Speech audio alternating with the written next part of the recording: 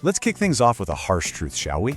Society, for the most part, kind of wants you to live an average life with an average job and just be okay with it. But what if you want more? Well, there is a path.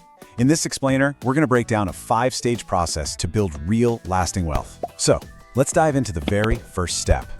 So first, I need you to ask yourself this one question and be completely honest about it. Are you drifting? Are you just kind of letting life happen to you, or are you the one grabbing the steering wheel? Your answer to that's where this whole journey begins.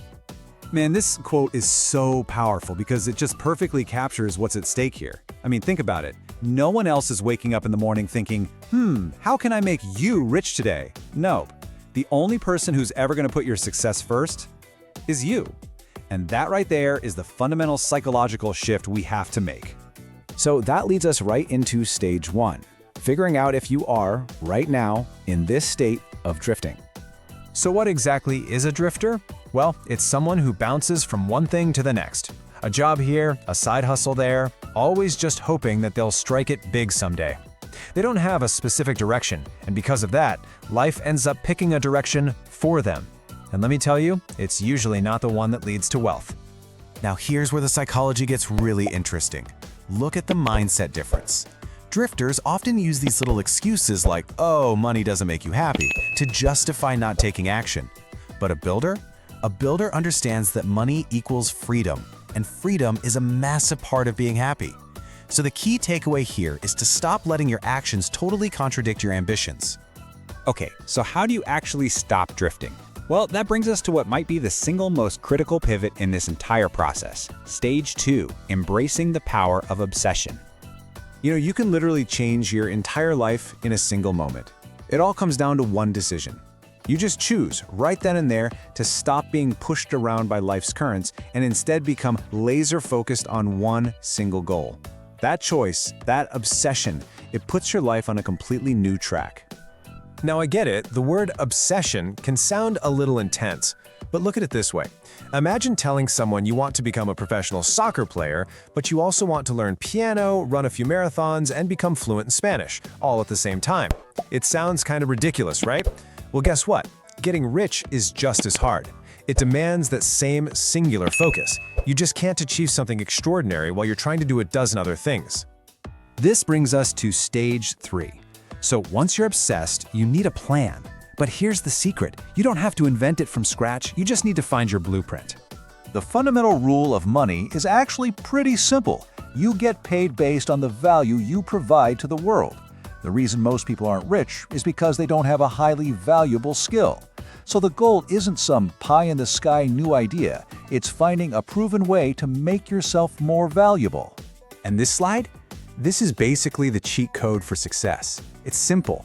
Find someone who is already where you want to be, and then figure out exactly how they got there. Read their books, watch their interviews, absorb everything they know like a sponge. This lets you follow their blueprint and, this is the best part, skip all the painful mistakes they made along the way. You get to move so much faster. Okay, you've got your obsession and you've got your blueprint. Now for the really tough part. Welcome to stage 4, the grind. This is where you put in the work. And I'm going to be honest with you, it is the hardest and most isolating part of this whole journey. This is so important to remember. When you first start out, you're not going to be amazing, and that is totally okay. Whether you're selling a product or offering a service, you just have to start, even if you don't feel ready. You have to be willing to be bad at it before you can ever become great. They often call this stage the lonely chapter, and for good reason. It's because you'll start to feel a little disconnected from your old friends who, well, they just don't share your ambition. But you're also not yet successful enough to hang out with the people you look up to. It's this strange, lonely place in the middle, and it's where most people give up. So, to get through this chapter faster, you need the right kind of feedback. Your family and your friends, they mean well, but they're going to give you unhelpful feedback because they don't want to hurt your feelings. What you actually need is constructive criticism from experts and peers, people who can spot exactly what's holding you back and help you get better. That is absolutely essential for growth. If you can push through that grind, you finally make it to the last stage, stage 5, freedom. This is where all that hard work finally pays off. But now, you're faced with a new and really important choice. See, at this point, you've achieved financial freedom because you've turned yourself into the asset.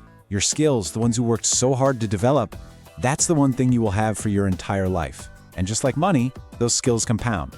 But the journey's not quite over yet. And this slide just perfectly illustrates that final psychological choice. See, being rich is just about having a high income. But being wealthy, that's about what you do with that income. A rich person spends their money to impress other people. A wealthy person reinvests in their skills, in their businesses, in assets. They build for the future. They get that taking a little bit from today to invest in tomorrow is the real key to lasting wealth. So we've gone from just floating through life to taking the wheel, from being a drifter to becoming a builder. These 5 stages, they give you the map. And now that you have it, there's really only one question left to answer. What are you going to build?